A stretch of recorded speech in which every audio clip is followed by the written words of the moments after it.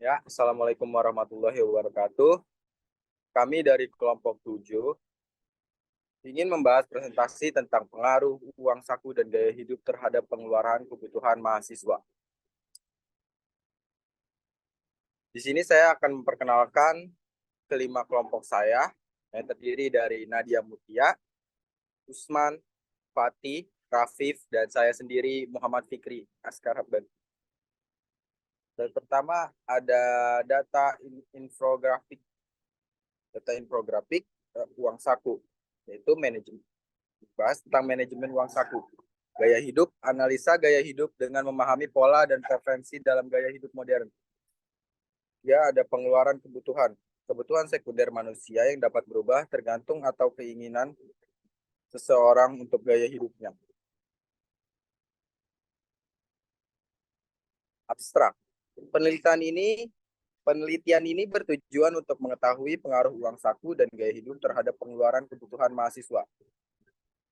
Penelitian ini dilakukan kepada 25 mahasiswa di beberapa universitas dan sekolah tinggi Indonesia dengan menggunakan metode korelasi dan regresi berganda. Teknik pengumpulan data dengan data Premier, kuesioner, dan Google Form. Hasil penelitian berdasarkan analisis data statistik, indikator-indikator dari kedua variabel pada penelitian ini bersifat valid dan reliable. Variabel uang saku dan gaya hidup berpengaruh positif dan signifikan terhadap pengeluaran kebutuhan. Pendahuluan. Dalam menopang kehidupan di dunia, setiap manusia sangat membutuhkan banyak hal agar mampu bertahan hidup, termasuk kebutuhan konsumsi. Konsumsi merupakan aktivitas setiap individu dalam memanfaatkan nilai guna dari barang ataupun jasa yang mereka gunakan. Menurut Keynes, konsumsi dapat dipengaruhi oleh pendapatan disposable, di mana terdapat batas minimum dalam pola konsumsi yang tidak tergantung pada tingkat pendapatan manusia. Konsumsi juga dilakukan oleh mahasiswa untuk memenuhi kebutuhan sehari-harinya. Seorang mahasiswa bukanlah pekerja, melainkan seorang pelajar yang bertujuan untuk menuntut ilmu. Adapun jika mahasiswa bekerja, tentunya penghasilan tidak tetap. Uang saku merupakan tunjangan yang diterima mahasiswa yang berasal dari keluarganya untuk memenuhi kebutuhan hidup. Banyak gaya hidup mahasiswa mengikuti tren yang sedang booming, di mana tren yang sedang booming tersebut dapat berupa penampilan untuk diri mereka maupun dalam hal sosialisasi, seperti nongkrong ataupun ke salon. Berdasarkan uraian di atas, maka kami tertarik untuk meneliti pengaruh uang saku dan gaya hidup terhadap pengeluaran kebutuhan manusia. Next. Studi pustaka. Menurut Lutfiah, dalam menopang kehidupan di dunia, setiap manusia sangat membutuhkan banyak hal agar mampu bertahan hidup, termasuk kebutuhan konsumsi. Konsumsi merupakan aktivitas setiap individu dalam memanfaatkan nilai guna dari barang ataupun jasa yang mereka gunakan. Menurut Kotler, gaya hidup adalah pola hidup seseorang di dunia yang terungkap pada aktivitas, minat, dan opininya. Gaya hidup menggambarkan keseluruhan diri seorang yang berinteraksi dengan lingkungannya. Next. Selanjutnya adalah metode penelitian.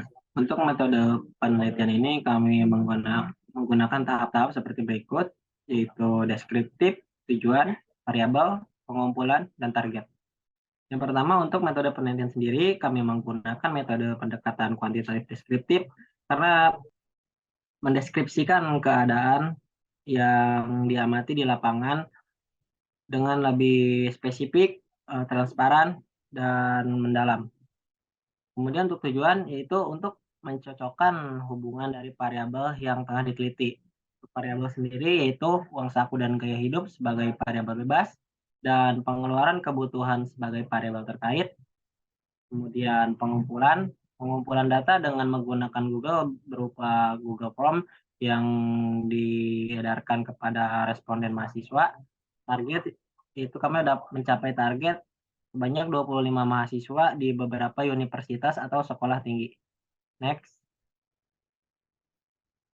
Oke, untuk alurnya sendiri, pertama kami memulai dengan berkenalan, lalu membahas penelitian apa yang akan kami bahas, Setelah kami mendapatkan judul dan referensi, kami melanjutkan ke studi literatur, lalu merancang pengambilan data, kemudian kami mengumpulkan data menggunakan Google Questionnaire sesuai sesuai yang sudah kita sepakati.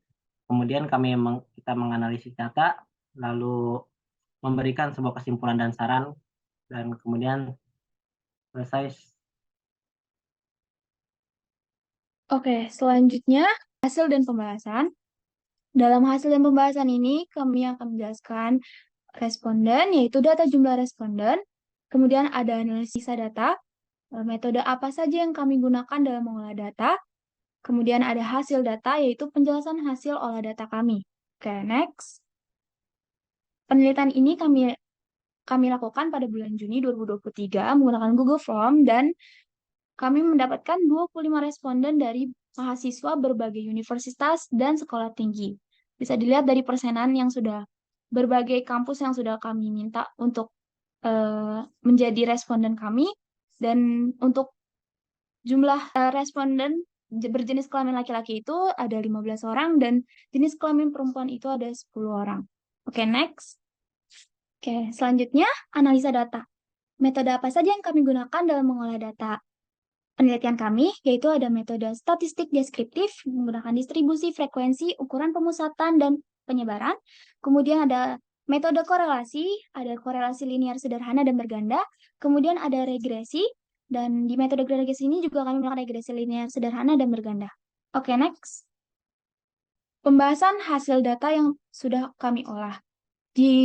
Pertama ini ada metode statistik deskriptif untuk distribusi frekuensi variabel X1, yaitu uang saku. Di variabel X1 ini, kami sudah menemukan range-nya yaitu sebesar 4 range. Nah, kemudian ada jumlah kelasnya yaitu 6, dan panjang interval masing-masing kelas yaitu 1.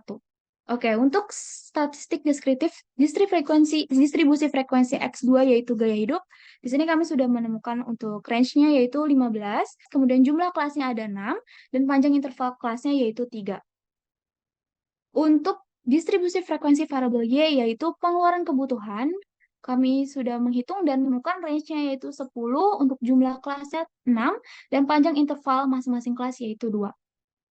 Oke, next. Oke, untuk hasil data, bagian ukuran pemusatan dan penyebaran. Di sini ada mean, modus, median, variance sampel, dan standar deviasi. Kami sudah menghitung menggunakan rumus yang sudah kami pelajari dan kami cari referensinya dan sudah menemukan sesuai yang tertera di slide, yaitu masing-masing nilai dari ukuran pemusatan dan ukuran penyebaran dari setiap variabel bebas dan variabel terikat. Oke, next. Oke, selanjutnya yaitu hasil data untuk metode korelasi linear sederhana dan regresi linear sederhana. Untuk korelasi linear sederhana X1 dengan Y, kami menemukan nilainya yaitu sebesar 0,9355 sekian dengan persentase yaitu 94%, yang bisa disimpulkan atau kami simpulkan yaitu hubungan korelasi antara X1 dan Y dinyatakan memiliki hubungan korelasi yang kuat. Dalam artian, untuk pengeluaran kebutuhan dan uang saku itu memiliki hubungan korelasi yang sangat kuat. Dan kemudian ada regresi linear sederhana, yaitu regresi X1 dengan Y yang menghasilkan nilai Y sama dengan min 4,43 ditambah 1,977 sekian, yang mendeskripsikan yaitu nilai konstanta A menunjukkan bahwa besarnya variabel rata-rata pengeluaran kebutuhan tidak dipengaruhi oleh uang saku, atau dalam artian jumlah dan cara mengelola uang saku akan berpengaruh terhadap pengeluaran kebutuhan mahasiswa. Oke, next. Oke, selanjutnya ada hasil data untuk korelasi X2 terhadap Y. Di sini ada korelasi X2 terhadap Y dengan korelasi linear sederhana, yaitu menghasilkan nilai 0,91-0,574 sekian dengan persentase 91%. Yang memiliki artian atau kesimpulan korelasi yaitu hubungan korelasi X2 dengan Y dinyatakan memiliki hubungan korelasi yang kuat. Oke, selanjutnya untuk regresi, linear sederhana X2 dengan Y menghasilkan nilai Y sama dengan 11,03 ditambah 0,66 sekian, yang mengartikan atau mendeskripsikan nilai konstanta A sebesar 11,03 menunjukkan bahwa besarnya variabel rata-rata pengeluaran kebutuhan yang tidak dipengaruhi oleh gaya hidup. Sedangkan untuk nilai koefisien regresi B yaitu 0,66X, yaitu mengartikan gaya hidup mahasiswa akan berpengaruh terhadap pengeluaran kebutuhan mahasiswa. Oke, selanjutnya next. Untuk hasil data korelasi dan regresi berganda, X1 dan X2 terhadap Y. Untuk korelasi berganda, menghasilkan nilai 0,947 sekian atau persentasinya yaitu 95%. Dalam artian atau kesimpulan korelasinya, yaitu hubungan korelasi X1 dan X2 dengan Y dinyatakan memiliki hubungan korelasi yang kuat. Jadi antara hubungan korelasi uang saku dan gaya hidup terhadap pengeluaran kebutuhan mahasiswa itu sendiri memiliki hubungan yang sangat kuat. Oke, selanjutnya untuk regresi berganda. X1 dan X2 terhadap Y. Itu memiliki nilai Y sama dengan 0,33 ditambah 1,30X ditambah 0,25X. Dalam artian nilai konstanta A yaitu 0,33 menunjukkan bahwa besarnya variabel rata-rata pengeluaran kebutuhan yang tidak dipengaruhi oleh uang saku dan gaya hidup. Sedangkan untuk koefisien regresi 1,30X dan ditambah 0,25X itu merupakan atau bisa disimpulkan jumlah dan cara mengolah uang saku dan gaya hidup akan sangat berpengaruh terhadap pengeluaran kebutuhan mahasiswa tersebut. Kesimpulan yang dapat dari presentasi ini adalah penelitian ini seluruhnya berisi tentang pengaruh pengolahan uang saku dan gaya hidup untuk pengeluaran kebutuhan pada mahasiswa. Data diambil melalui kuesioner dan responden pada tingkat mahasiswa. Didapat 25 responden.